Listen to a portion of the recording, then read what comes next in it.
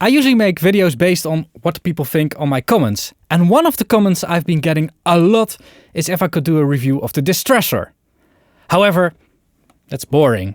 So what I want to do is compare the Distressor with a few plugins. So let's get started.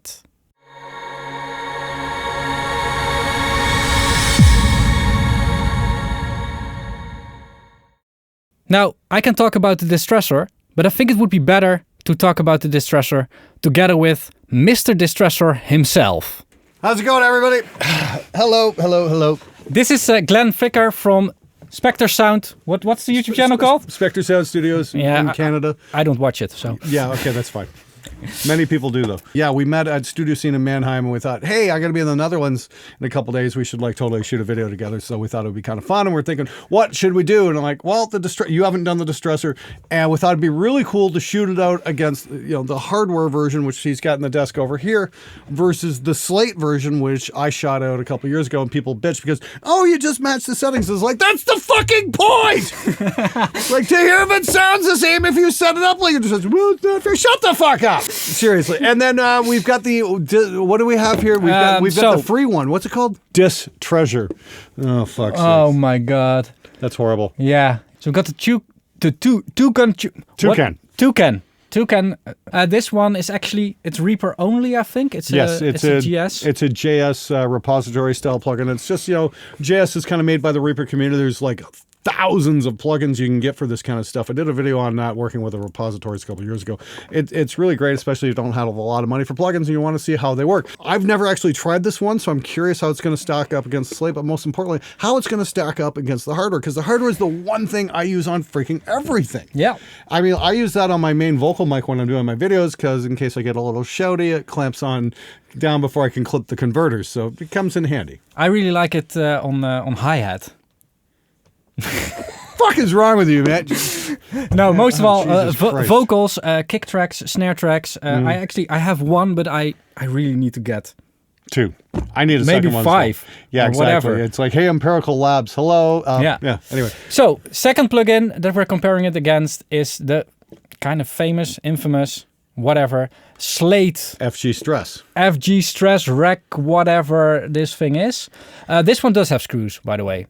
So it has. You can take them out. So yeah, okay, that makes it more realistic. Yeah, that's true.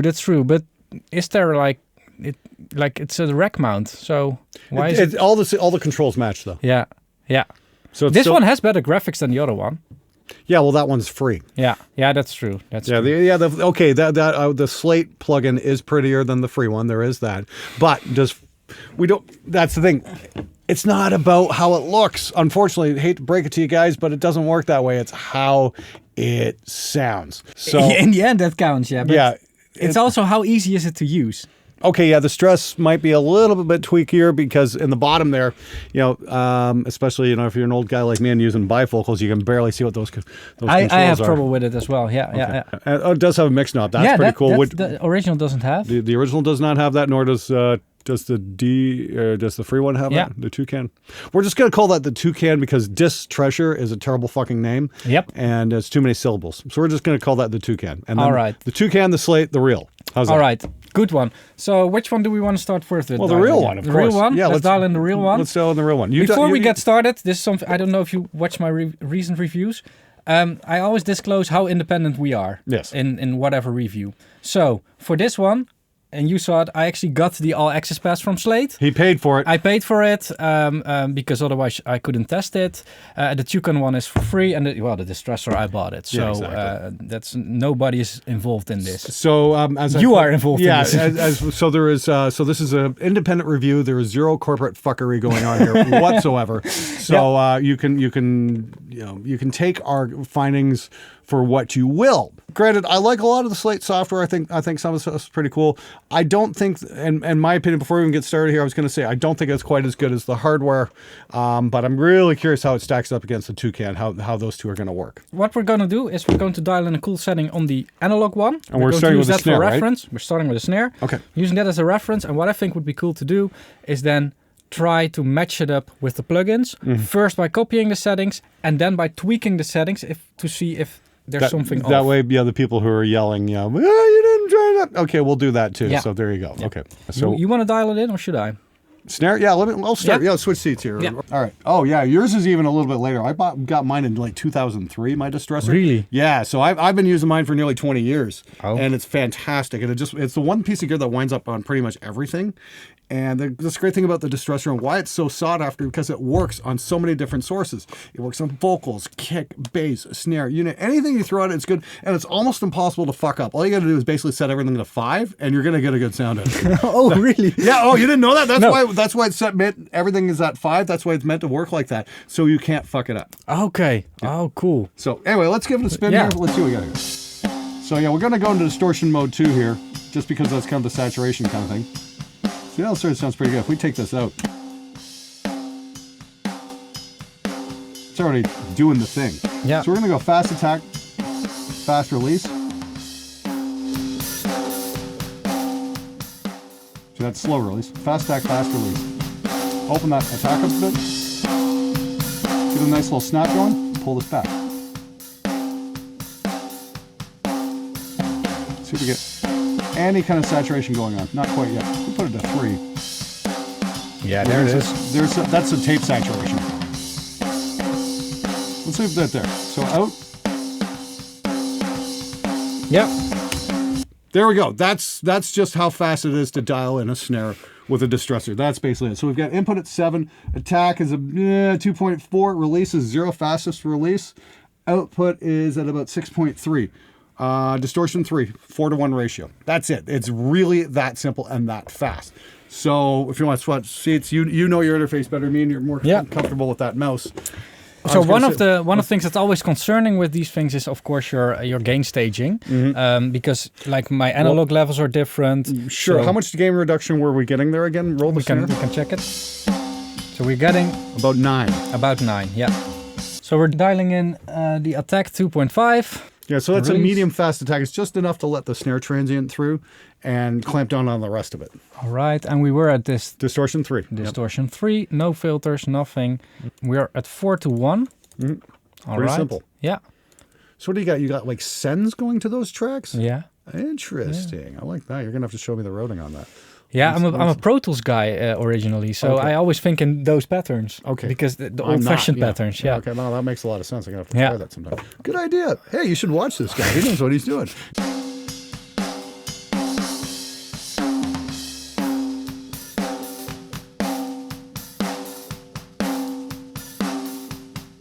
Okay, that's real. Yeah. It's a little more squashed there. Yeah, but It's not bad. it's not far off. I mean, It's not bad. yeah. That's got a bit more snap though. Yeah. Longer attack.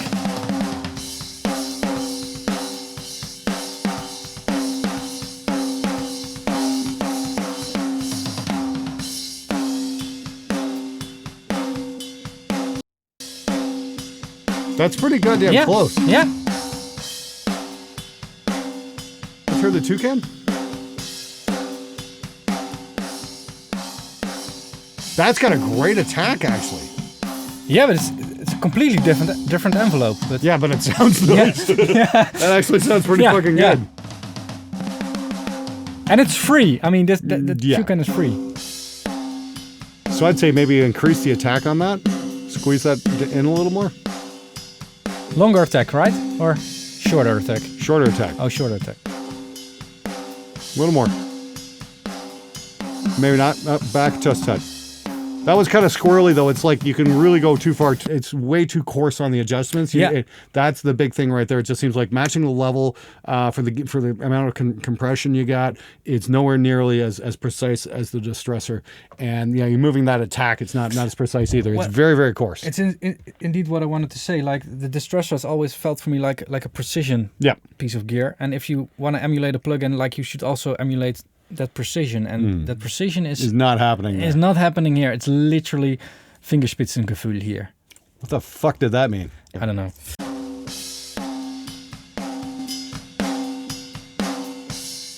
Okay, that's a little snappier. Go back to the. Bring up the level output. match. Yep. Yeah.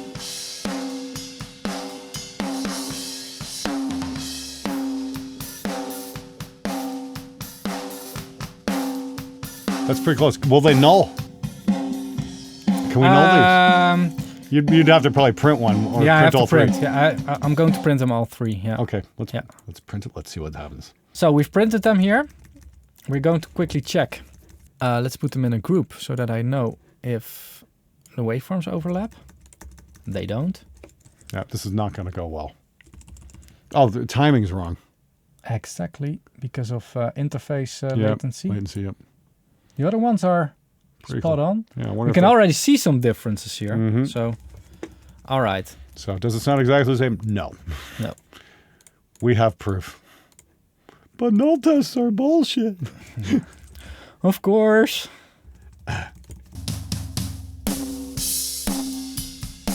Okay, yeah, there's definitely a big shift going on at the top end. Yeah, and also with the distortion as well. Like, they distort in a different way. Yeah. Yep. All right, let's compare this to the other one, the Toucan. Wow. That's not even close to the original. No. Okay, so the Toucan is... Well, you can look at how much the bottom end's coming out of that, too. Yeah. So the Toucan's probably kind of avoid if you can. In other words, spend the fucking money, you cheap pricks. On the other hand, the Toucan does sound more unique. Sure, yeah, the Toucan, it's not a distressor. It's doing something. Yeah. It's doing its own thing. It's very, very coarse. Let's try the Slate versus the Toucan now. Oh, good one. Not even remotely close, but you can hear the clipping as well differently. Yeah, so is it a distressor? Science says, fuck no. Yeah, science says no, but it is getting close. It's not bad. It's still perfectly usable, but labeling it, they could have, just put a different label on it and been honest about it. It's not a distressor. Would you use it? Yes, I have used it. It's fine. I mean, that's the thing. I've only got one hardware distressor, and if I need the other stuff, I use these on toms, actually. They're really good. Oh yeah, and you need a lot of them as well. Exactly. So yeah. If I'm not going through a hardware mix hybrid, like 500 series or anything like that, or any of the compressors, I just need software real quick. The FG Stress is actually a very, very good choice on toms. I will say this: one of my favorite Slate plugins ever is the gate, the blue one, the drum gate. That's Really? fantastic. Yeah, it's really good. Here's a little bit of an extra for you all. The drum gate. The blue one, where is it? Keep going. There's a lot of yeah. There we go. That's not gate drums. Yes, that's really good. I guess what is that? Pink or purple? That's pink. Okay. Purple, pink. Leave a comment if you know what the color is. Sorry. I'm horrible with colors. Yes, it's one of my curses. You want to bring the threshold up? This is the threshold here. Oh, there it is. Okay. Ah.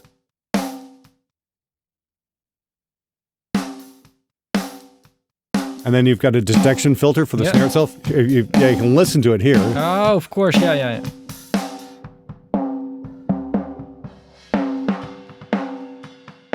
So where do you normally set your... Yeah, somewhere around there. Yeah, sure, whatever. You turn it. There you go.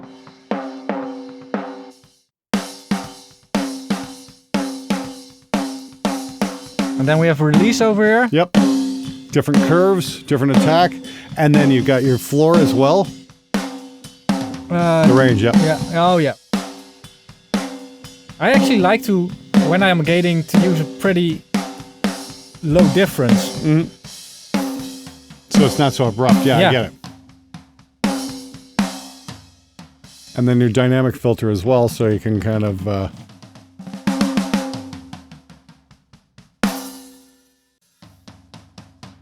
Oh, that's just a global filter. Right.